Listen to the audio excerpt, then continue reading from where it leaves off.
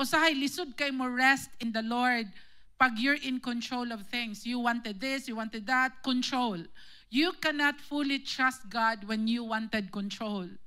And that's the thing that I learned for the past 12 years, that the church is really God's. It's not mine. And I cannot control the flow of it. I can only do what I have to do, like SOP standards, na dapat mo ni buhaton kung pastor ka. But however or whatever will happen, it's out of my control. It is in God's hands. And that is trusting when you learn to rest. Trusting means resting in Him, depending on Him, and surrendering the control to Him. It's saying, Lord, I trust you.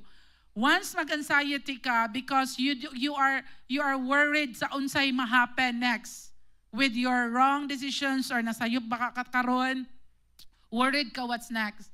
But when you learn to trust God, you learn to rest. You learn to surrender.